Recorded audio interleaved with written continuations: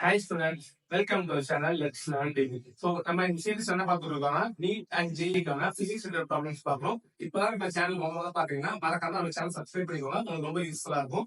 வாங்க இன்னைக்கான வீடியோக்குள்ள போலாம். The period of oscillation of a central pendulum is t equal to 2 pi root of L by G. So என்ன கொடுத்திருக்காங்க? Formula கொடுத்திருக்காங்க. அவங்களே t equal to 2 pi root of L by G கொடுத்திருக்காங்க.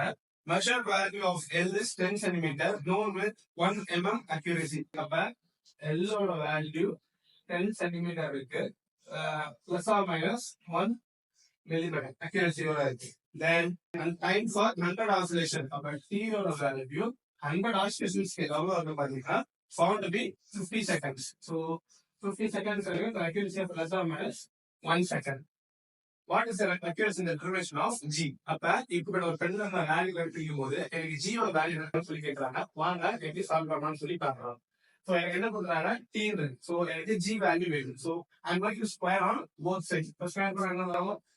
T square equal to 4 pi square L by G. எனக்கு G தான் வேணும். என்ன பண்ண போறேன்? G ங்கிறது ரிமைண்டர் தான் வச்சுக்கோங்க.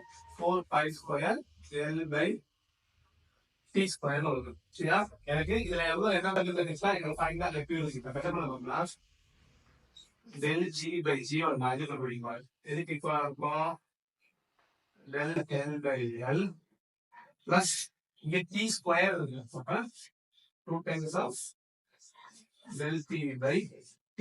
இங்க என்ன வரும்? del L வரும். மில்லிமீட்டர்ல இருக்கு. அது சென்டிமீட்டர் கன்வர்ட் பண்ணுவோம். அப்ப 0.1 L ஓட வேல்யூ எவ்வளவு? 10 plus twice del T ஓட வேல்யூ எவ்வளவு? 1, T ஓட வேல்யூ எவ்வளவு? 50. அப்ப 1 by 50. ஆன்சர் எவ்வளவு? 0.01 plus 1 time 25 times அப்ப 0.04. சரியா? ஆட் பண்ணா எனக்கு என்ன கிடைக்கும்? 0.05 னு கிடைக்கும். சரியா? I have to find value in percentage. அப்ப சிம்பிளா என்ன பண்ண போறேன்?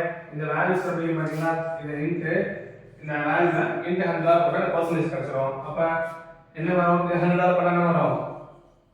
5%. அப்ப ஆன்சர் தான் எனக்கு 5%. So for more interesting NEET and JEE problems, subscribe to our channel. Thank you.